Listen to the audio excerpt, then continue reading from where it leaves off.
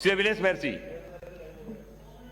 माननीय सभापति महोदय, राज्यपाल महोदय के अभिभाषण पर मुझे बोलने का मौका दिया, इसके लिए आपका बहुत बहुत धन्यवाद। माननीय सभापति महोदय, सरकार के कामकाज का लेखा जोखा और आने वाले समय में सरकार क्या करने वाली है, इसका रोड मैप माननीय राज्यपाल महोदय का अभिभाषण होता है।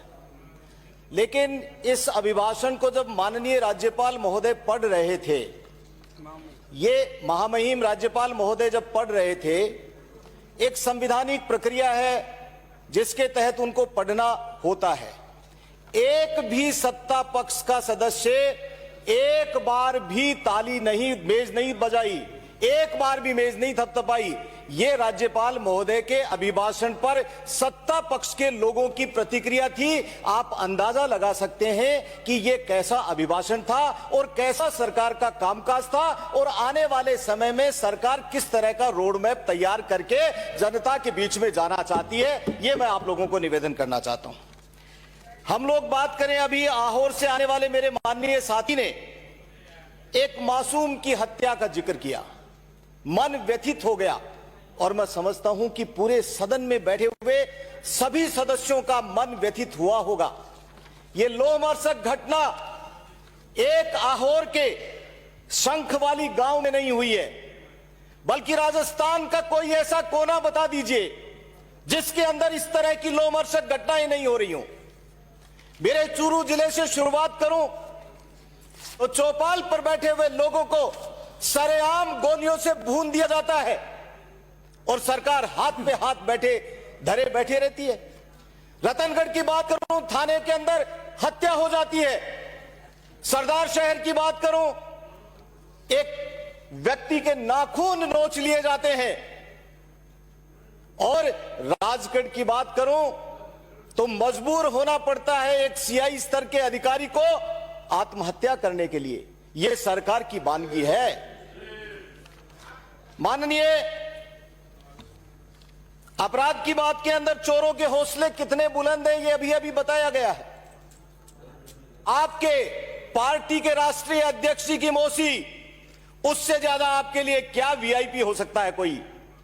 आज राहुल गांधी जी 2 दिन से राजस्थान में और उनकी मौसी का घर लगातार 2 दिन से साफ किया गया चोरों के द्वारा। एक बार नहीं, 2 बार चोरों ने। और यदि मैं असत्य कह रहा हूं तो जो मर्जी है सजा दे देना। यदि सत्य कह रहा हूं तो आगे आने वाले समय में राजस्थान में कोई चोरी की घटना नहीं हो, इस बात का इंतजाम सरकार में बैठे हुए लोगों कर देना। मैं कहना चाहता हूं, कोटा के अंदर राष्ट्रीय स्वयंसेवकों के ऊपर हमला होता है। अपराधी की कोई जाति नहीं होती है, कोई धर्म नहीं होता है, लेकिन अपराध करने वाले व्यक्ति के फोटो यदि राजस्थान की सरकार की मंत्री के साथ में छपते हैं तो सरकार के ऊपर से इकबाल उठ जाता है।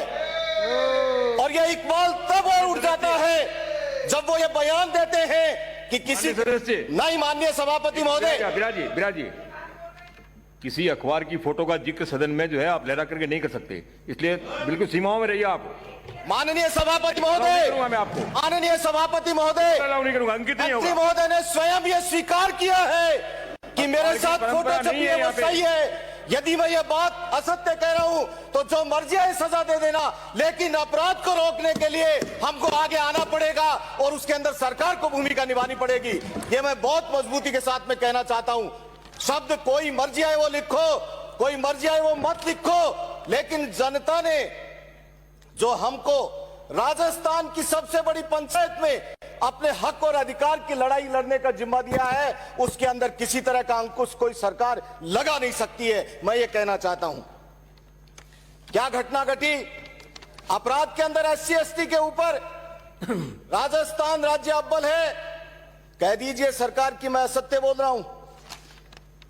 आपके माननीय सदस्य, पूर्व लोकसभा सदस्य, राजस्थान सरकार के पूर्व डीजीपी धरने पर बैठते हैं एफआईआर दर्ज करवाने के लिए, और आप लोग बयान करते हैं कि एफआईआर दर्ज हो रही है। उतने प्रभावशाली व्यक्ति की एफआईआर भी दर्ज नहीं की जा सकती है। यह राजस्थान के अंदर कानून व्यवस्था की वानगी है। आम आदमी किस तरह से दर दर की ठोकरें खा रहा है, यह आप लोगों से छुपा नहीं है। आप अपने सीने पर हाथ रख करके भगवान की सौगंध खा करके कह दीजिए कि सब कुछ सही चल रहा है। अरे क्यों अपने आप को धोखे में रख रहे हो? क्यों? सरकार को कहां फुर्सत है? खाट टूट गई, अरे भाई टूट गई होगी। आप लोगों ने बहुत गीत गाए, सचिन पायलट जी को हम ले गए थे, तो कह दो, अब भी कह दो, खाट भी भारतीय जनता पार्टी के लोगों ने तोड़ दी। लेकिन सभापति महोदय, सरकार आने पर इस बात की जांच भी होगी। अभी तो नहीं होगी, सरकार आने पर इस बात की जांच भी होगी।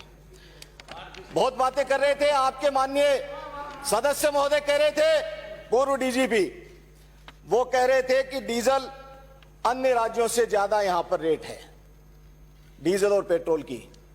तो सोचिए ने, विचार कीजिए ने कि हरियाणा के अंदर क्यों कम है। केंद्र सरकार को दोष दोगे, लेकिन आपका कोई कसूर नहीं है। ये बहुत सीना चौड़ा करके कह देते हो आप लोग। बीच में मत बोलिए, सब जगह कृपया नहीं, बीच में नहीं बोलिए। सड़कों के हाल करें, ग्राम पंचायतों के अंदर माननीय मुख्यमंत्री महोदय ने जब बजट पेश किया था, बहुत गर्व के साथ में कहा था कि आपने गौरव पथ बनाए, बिना नालियों के बनाए, बिना फेरो कवर लगाए बनाए। हम फेरो कवर लगाएंगे। और कहां बनाएंगे? एक विधानसभा में जितनी ग्राम पंचायत है उनके हेडक्वार्टर्स के ऊपर 1.5 किलोमीटर की सड़क बनाएंगे।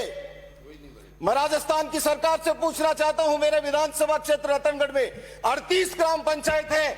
आपने 38 ग्राम पंचायत में कितनी ग्राम पंचायतों के अंदर विकास पथ बना दिए?